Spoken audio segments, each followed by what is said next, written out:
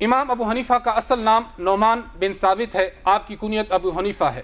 عام طور پر ہمارے بعض حلقوں میں جو کہ امام حنیفہ رحمۃ اللہ علیہ کی عظمت سے یوں سمجھے کہ بہت بڑے مخالف ہیں، وہ یہ کہتے ہیں کہ آپ کیسے امام کو مانتے ہو کہ جس امام کی نسبت ان کی بیٹی کی جانب ہے۔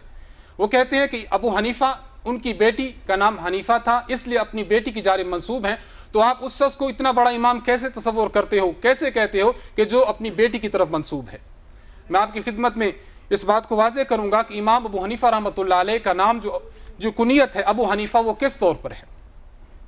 اصل بات یہ ہے کہ امام ابو حنیفہ رحمۃ اللہ علیہ کی جو کنیت ہے، یہ کنیت آپ کی نسبی نہیں ہے، یہ کنیت وصفی ہے۔ آپ دیکھ لیجئے ابو تراب، اس کا معنی یہ کنیت وصفی ہے۔ حضرت عبد الرحمن بن صخر، ان کی کنیت ابو ہریرہ، یہ بھی کنیت وصفی ہے۔ تو امام ابو حنیفہ رحمۃ اللہ علیہ کی جو کنیت ابو حنیفہ ہے، یہ کنیت بھی وصفی ہے، نسبی نہیں ہے۔ نمبر 2، محدثین نے، مورخین نے اس بات کی تصریح کی ہے کہ امام ابو حنیفہ رحمۃ اللہ علیہ کی اولاد میں صرف اور صرف ان کا ایک بیٹا تھا، جس کا نام حماد بن ابی حنیفہ ہے۔ اس کے علاوہ ان کی کوئی بیٹی نہیں تھی، نہ ہی کوئی اور اولاد تھی۔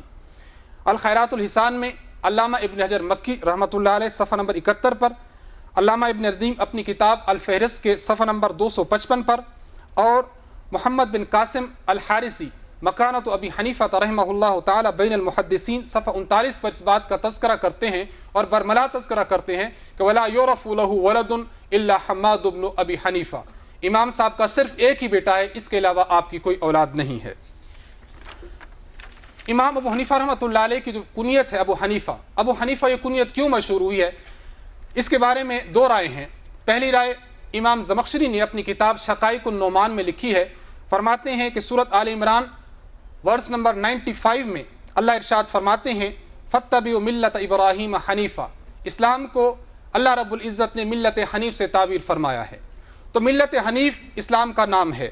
اب جو شخص امام ابو حنیفہ رحمۃ اللہ علیہ ہیں، دین اسلام کی تدوین انہوں نے کی ہے اول مرتبہ، اور آپ جانتے ہیں کہ جو عربی زبان میں اگر کسی کام کی مبادرت اور پہلے کرنے والا جو شخص ہو، اس کو لفظ اب کے ساتھ تعبیر کیا جاتا ہے۔ اسلام میں سب سے پہلے اسلام لانے والا حضرت ابو بکر صدیق ہے، تو ان کو ابو بکر کہا جاتا ہے۔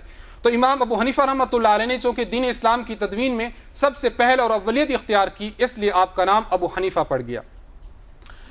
اور مکانۃ ابی حنیفہ بین المحدثین میں ایک اور وجہ لکھی ہے، سورۃ آل عمران ورس نمبر 67 میں اللہ ارشاد فرماتے ہیں ما کان ابراہیم یہودی ولا نصرانیہ ولکن کان حنیفا مسلما، ابراہیم علیہ الصلوۃ والسلام یہودی بھی نہیں تھے، نصرانی بھی نہیں تھے، حنیف و مسلم تھے۔ یہاں پر حنیف کا لفظ یکسو کے لیے استعمال ہوا ہے، جو کہ مختلف ادیان سے منہ موڑ کر سچائی کی جانب آ چکے۔ امام ابو حنیفہ رحمۃ اللہ علیہ کے بارے میں محمد بن قاسم الحارثی وہ فرماتے ہیں کہ امام ابو حنیفہ رحمۃ اللہ علیہ باطل عقائد اور باطل نظریات سے روگردانی کر کے دین حق کی طرف اور صحیح عقائد کی طرف جب پلٹے ہیں، تو اس لیے آپ کا نام، آپ کی کنیت ابو حنیفہ پڑ گئی ہے۔